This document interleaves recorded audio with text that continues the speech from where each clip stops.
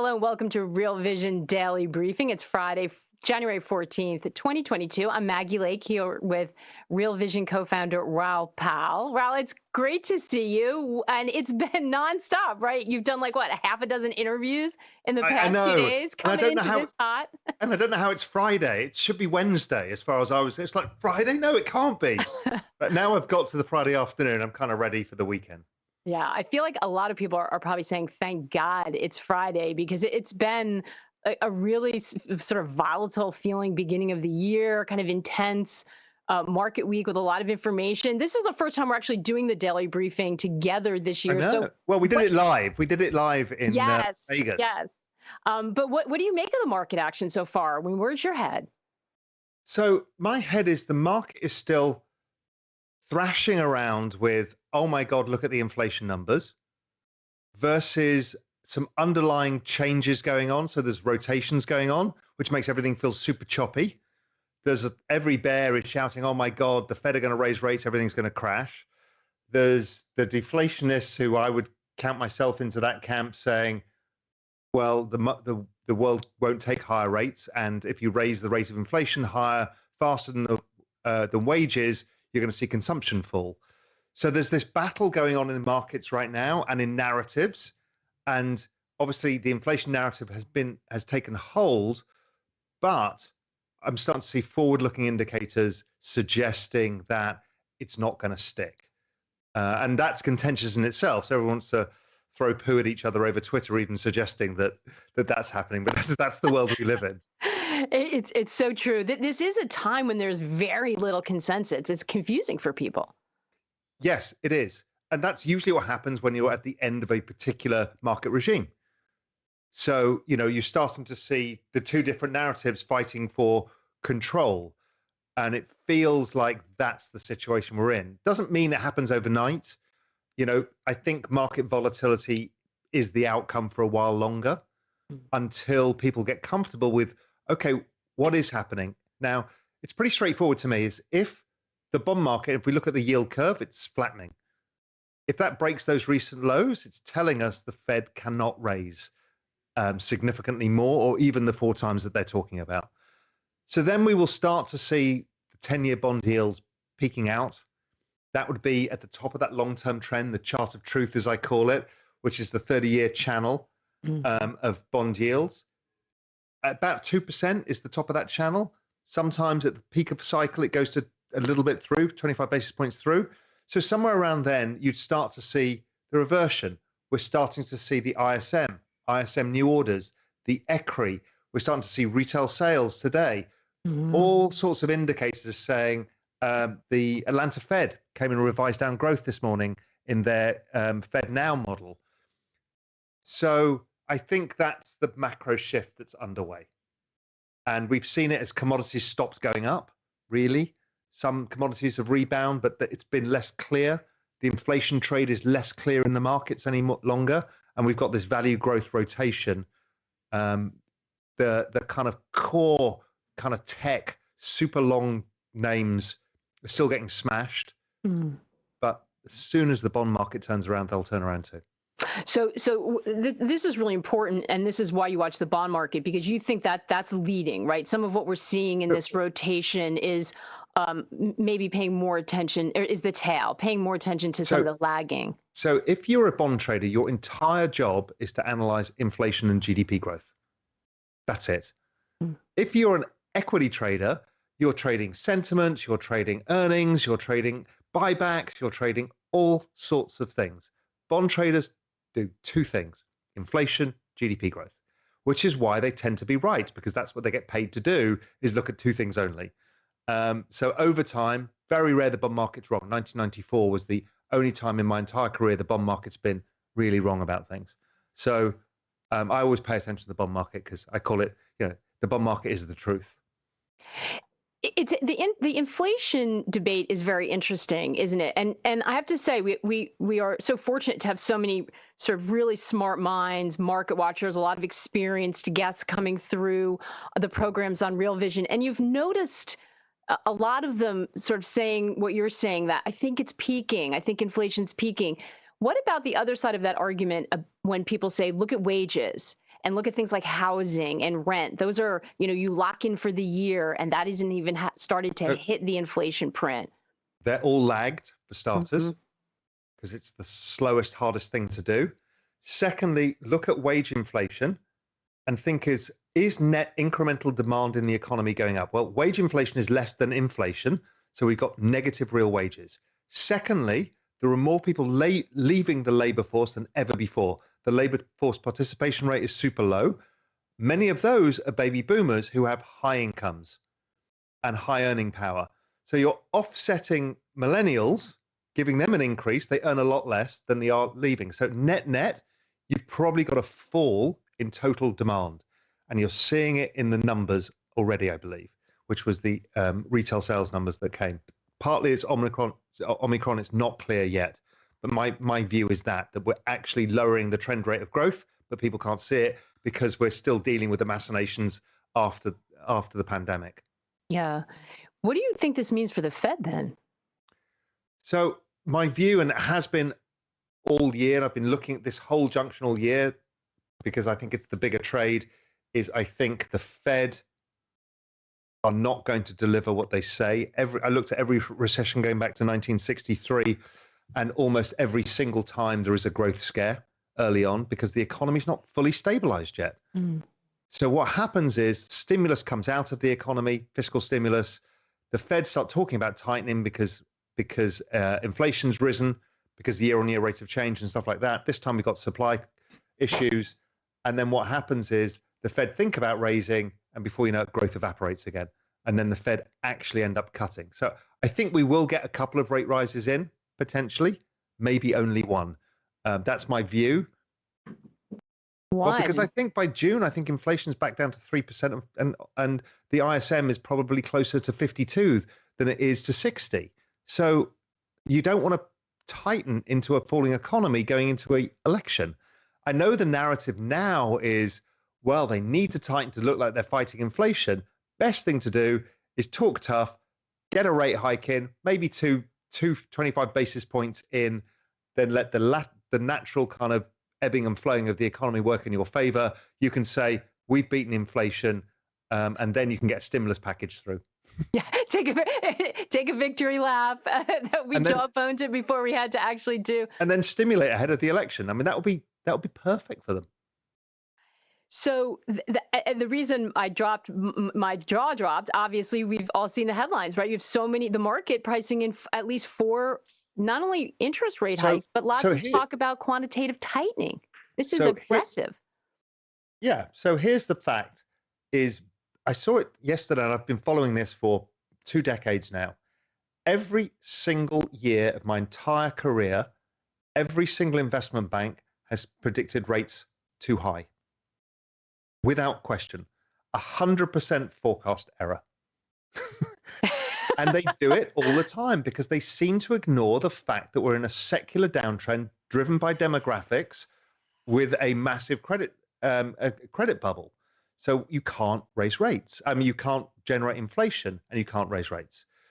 But they ignore it every time. And every time, I remember last time we hit the chart of truth line, which was back in 2018. The last time I was starting to comment about, I think this dynamic's changing. Jeff Gundlach's like, it's breaking the chart of truth. It's going to 6%. The world's going to fall apart. I've heard this every 3 years of my career, and it never happens. Now, is this time different? There's always a probability, but it's not the highest probability to me.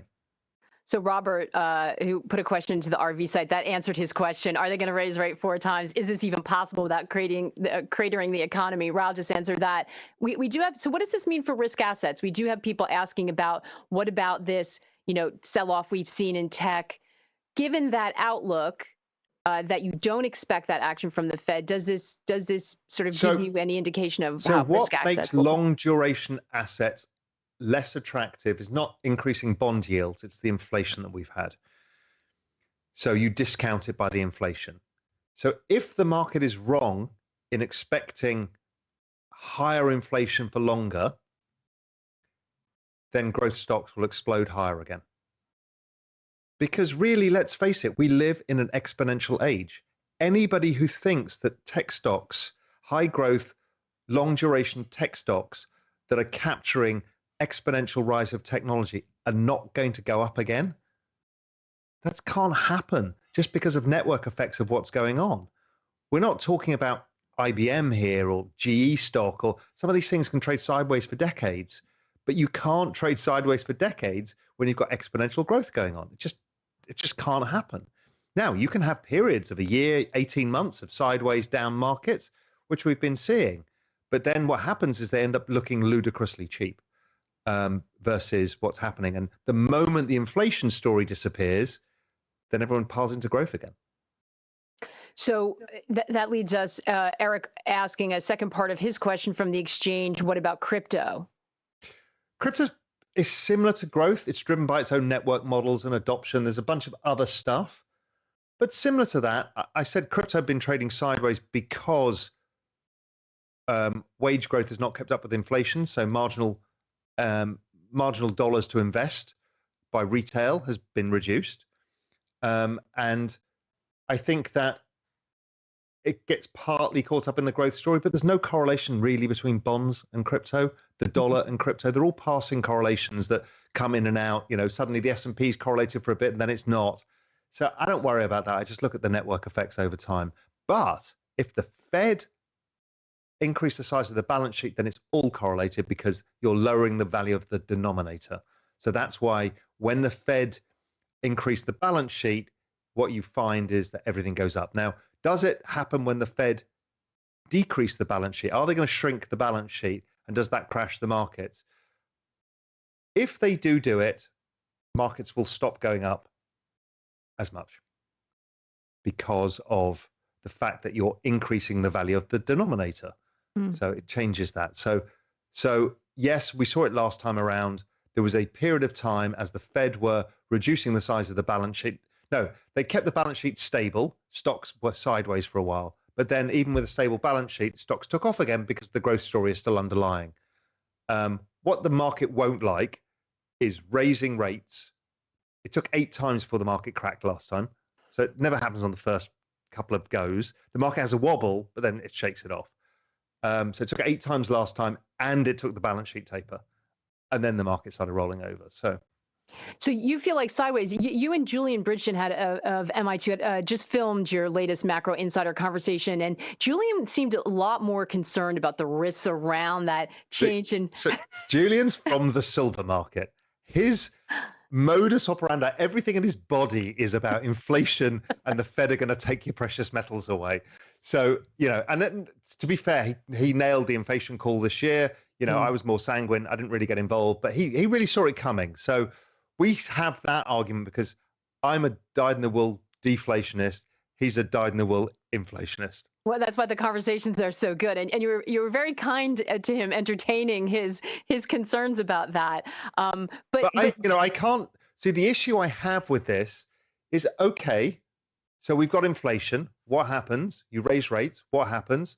Markets eventually slow down. The economy slows down. Eventually, the stock market goes down, and eventually the Fed come back in because they can't allow the collateral of the market, the equity market, the bond market, whatever, to fall apart. So then they stimulate again. So I'm like, well, it's kind of a never-ending cycle of even if it comes off, it stimulates. So I'm not worried by it, really, I guess. And you're not worried that inflation stays high enough that it prevents them from sort of looking after the asset market. Some people think they want to take steam out of the asset markets.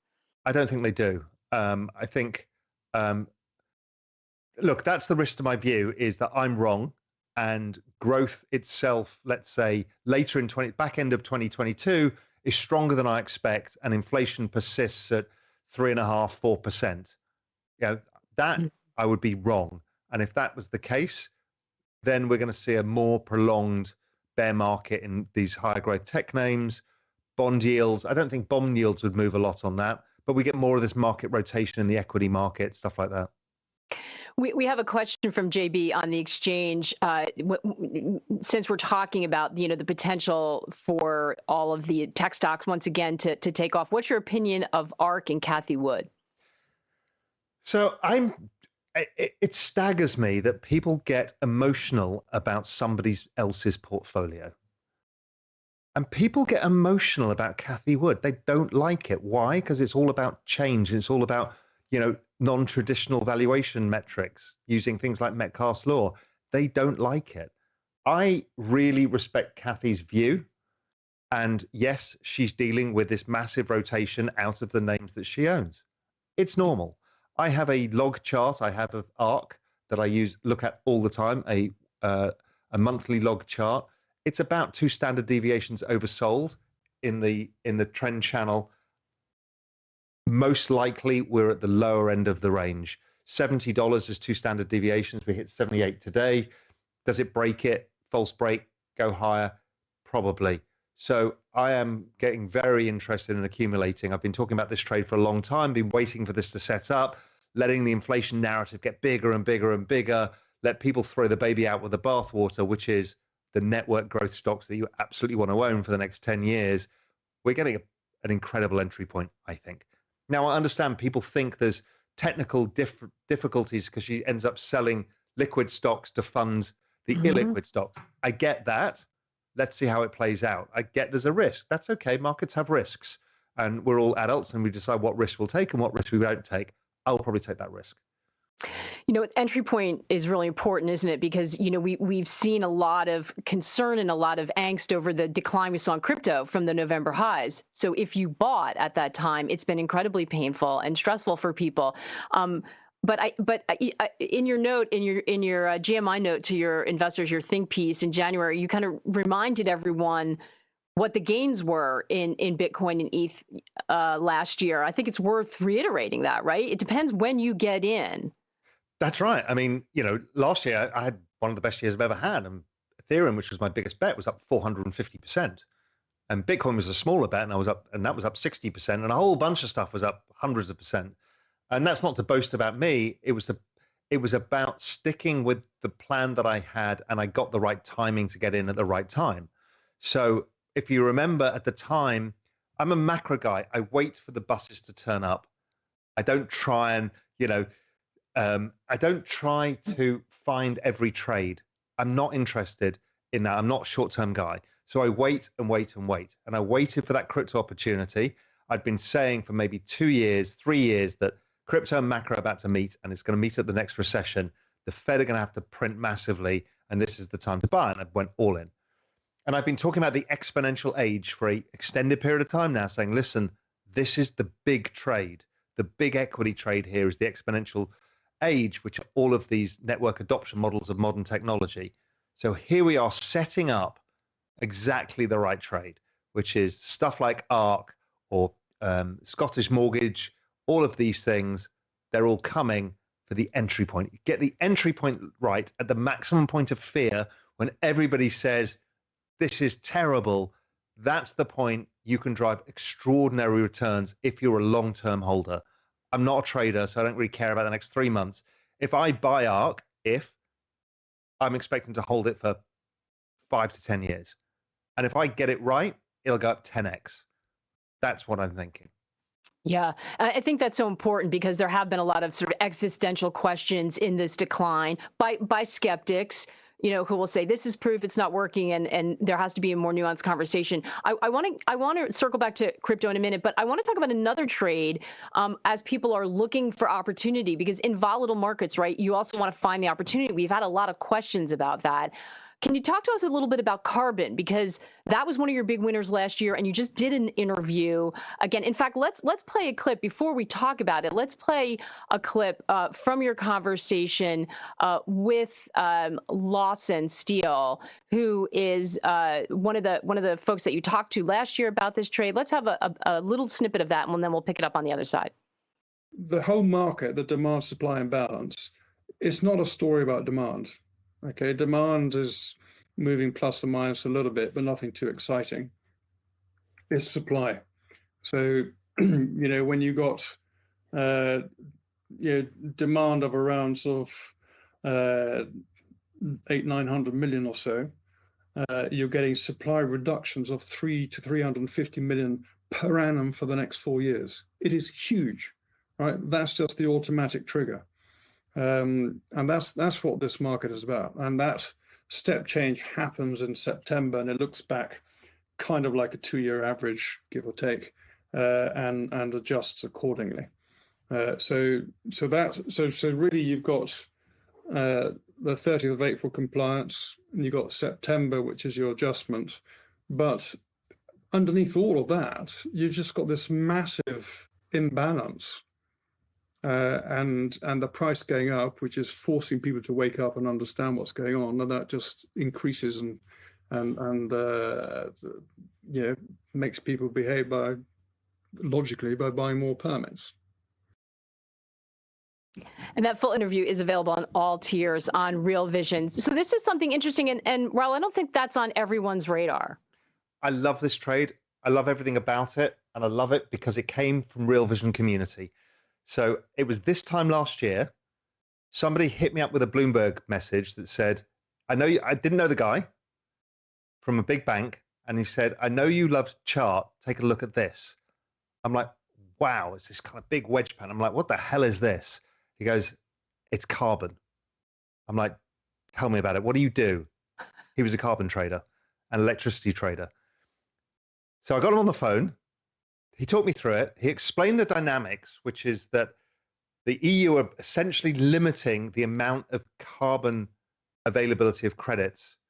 And so what happens is they're forcing the polluters to buy more while reducing the supply. I'm like, this looks like a cryptocurrency, right? Where you've got a reduced supply and so they're burning the tokens, and here you've got government mandated demand. I'm like, this is incredible. Who should I speak to? So then second part, he goes, you need to speak to our analyst team.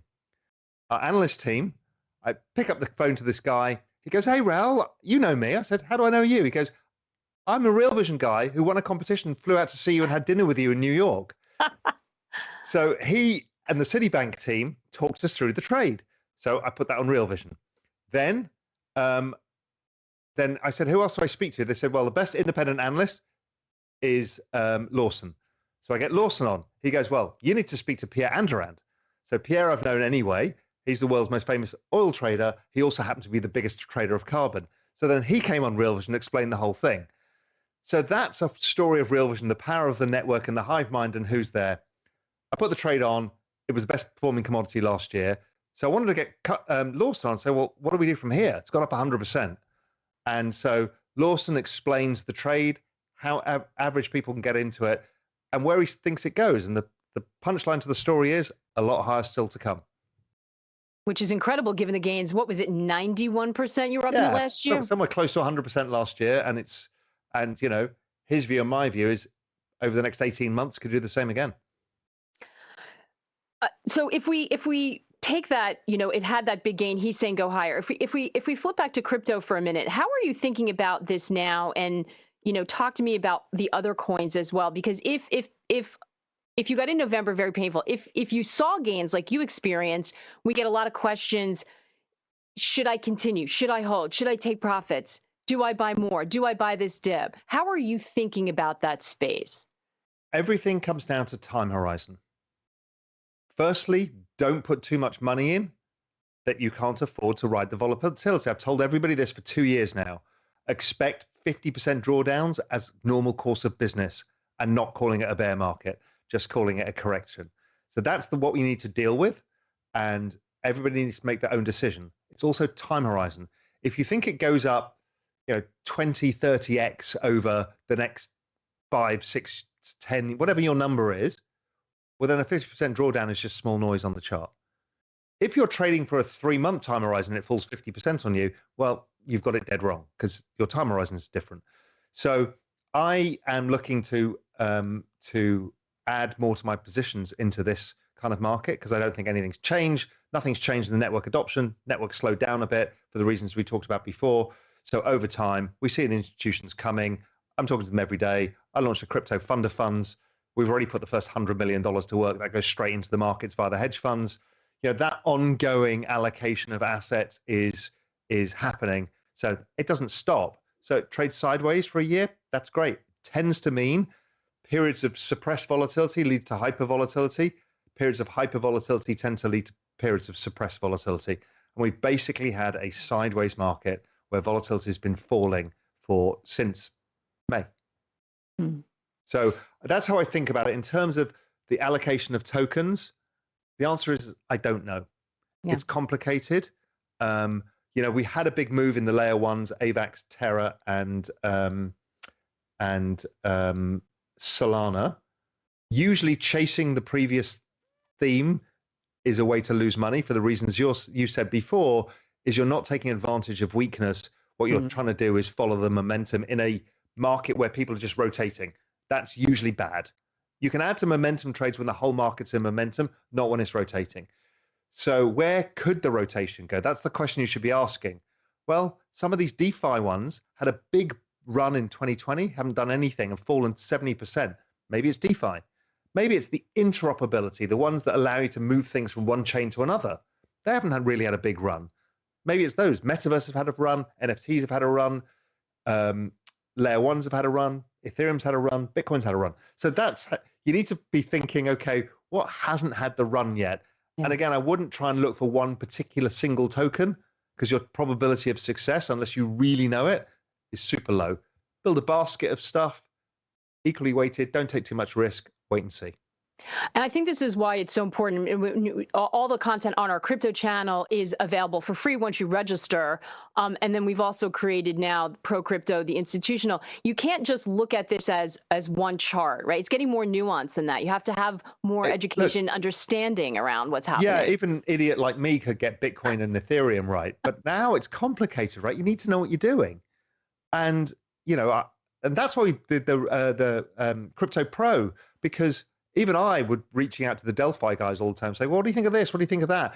Because it's beyond anybody's ability. Now, they're a big team of 70 odd people who just do this all day, look at different stuff.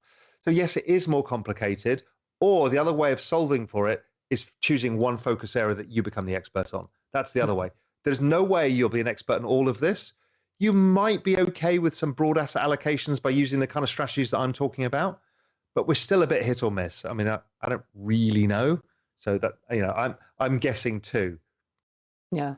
I think the one thing, though, is that clearly between whether we're talking about carbon or we're talking about some of the cryptocurrencies, there's a lot of opportunity. It feels volatile the start of this year, but it seems like there's a lot of opportunity to be had. I think there is. We talked about this on Macro Insider, the Real Vision Pro tier, Julian and I, is the opportunity maybe not be here now. The opportunity now in markets like this is to do your homework on what you actually want to do. So we talked about growth stocks. We talked about carbon that's been kind of chopping around a bit in the last few weeks. We've talked about that. We've talked about, is there an opportunity in the bond market on the long side? Maybe there's other trades to be done. So it's the time to do your homework. It's the time to focus on what is my macro view? What am I looking for? What are my signals? What are the chart? When should I get in? Choppy markets are not the time to have high conviction. Fantastic stuff. So many good questions. We need to leave it there. Unfortunately, there's never enough time. But Raoul, thank you so much. And thanks to all of you for watching. The Daily Briefing is observing the Martin Luther King holiday Monday, but Alf will be back Tuesday with Andreas Steno Larsen. And as always, the conversation continues on the exchange. Have a good weekend, everyone. Yeah, have a great weekend, and have a great weekend, Maggie. Thanks.